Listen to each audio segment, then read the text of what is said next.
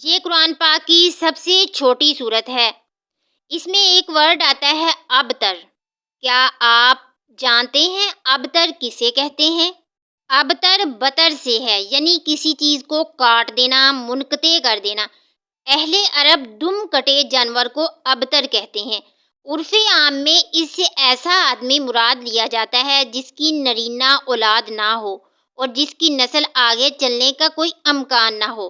یہ لفظ مشرکین مکہ نے معاذ اللہ حضور صلی اللہ علیہ وآلہ وسلم کے لیے استعمال کیا تھا، جس کا جواب اس آیت میں دیا گیا ہے۔ حضرت خدیجہ الکبریٰ رضی اللہ عنہا کے بطن سے حضور صلی اللہ علیہ وآلہ وسلم کی یہ اولاد پیدا ہوئی: قاسم، پھر زینب، پھر عبداللہ، پھر ام کلثوم، پھر فاطمہ، پھر رقیہ رضی اللہ تعالی عنہم اجمعین۔ پہلے قاسم کا انتقال ہوا، پھر عبداللہ، جن کا لقب طیب و طاہر تھا، داغے مفارقت دے گئے۔ اس پر مشرکین نے خوشیاں منائیں کہ آپ صلی اللہ علیہ وآلہ وسلم کے دونوں فرزند فوت ہو گئے ہیں اور باقی اولاد میں آپ صلی اللہ علیہ وآلہ وسلم کی بیٹیاں ہی بیٹیاں ہیں، لہٰذا آپ صلی اللہ علیہ وآلہ وسلم جو کچھ بھی ہیں بس اپنی زندگی تک ہی ہیں۔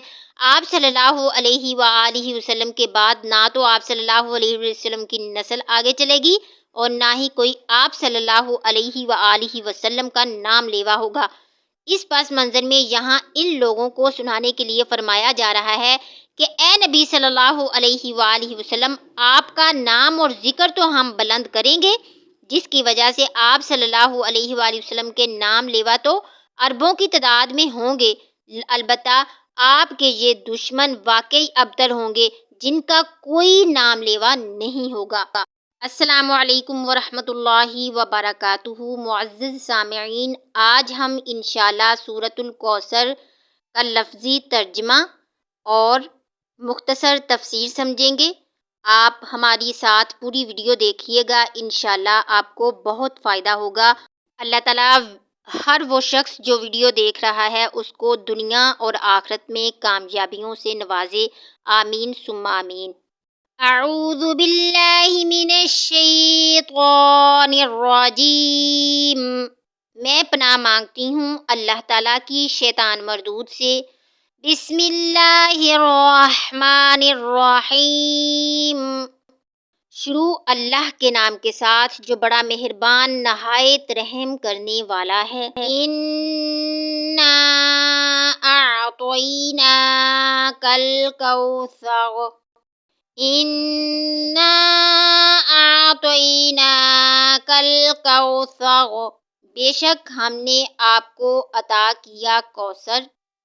اے پیغمبر صلی اللہ علیہ وآلہ وسلم، یقین جانو ہم نے تمہیں کوثر عطا کر دی ہے۔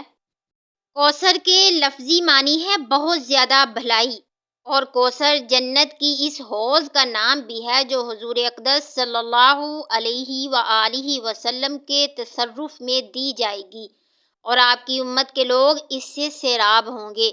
حدیث میں ہے کہ اس حوض پر رکھے ہوئے برتن اتنے زیادہ ہوں گے جتنے آسمان کے ستارے۔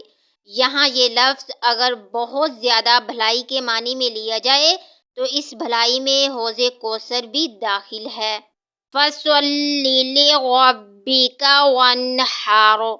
فَصَلِّ پس نماز پڑھو، لِرَبِّكَ اپنے رب کے لیے، وَانْحَرْ اور قربانی دو، لہٰذا تم اپنے پروردگار کی خوشنودی کے لیے نماز پڑھو اور قربانی کرو۔ إِنَّ شَانِئَكَ هُوَ الْأَبْتَرُ۔ ان شانیہ کا بے شک آپ کا دشمن، ہوا وہ، الابتر دم کٹا اور نامراد ہے۔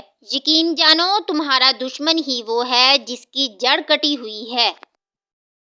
عرب کے لوگ ایسے شخص کو ابتر کہتے تھے جس کی نسل آگے نہ چلے، یعنی جس کی کوئی نرینہ اولاد نہ ہو۔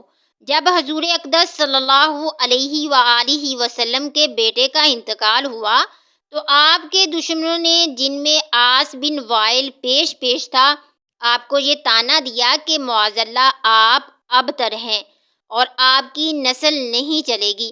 اس کے جواب میں اس صورت میں فرمایا کہ آپ کو تو اللہ تعالیٰ نے کوثر عطا فرمائی ہے، آپ کے مبارک ذکر اور آپ کے دین کو آگے چلانے والے تو بے شمار ہوں گے، ابتر تو آپ کا دشمن ہے جس کا مرنے کے بعد نام و نشان بھی نہیں رہے گا۔ چنانچہ ایسا ہی ہوا کہ آن حضرت صلی اللہ علیہ وآلہ وسلم کا تذکرہ اور آپ کی سیرت طیبہ تو الحمدللہ زندہ جاوید ہے، اور تانے دینے والوں کو کوئی جانتا بھی نہیں، اور اگر کوئی ان کا ذکر کرتا بھی ہے تو برائی سے کرتا ہے۔ تو پیارے ناظرین، دیکھا پھر ابتر کہنے والوں کا انجام اللہ تعالیٰ نے کیا کیا۔ دعا کرتے ہیں کہ اللہ تعالیٰ ہمیں قرآن پاک کو سمجھنے اور اس پر عمل کرنے کی توفیق عطا فرمائے۔ آمین ثم آمین، وما علینا الا البلاغ المبین۔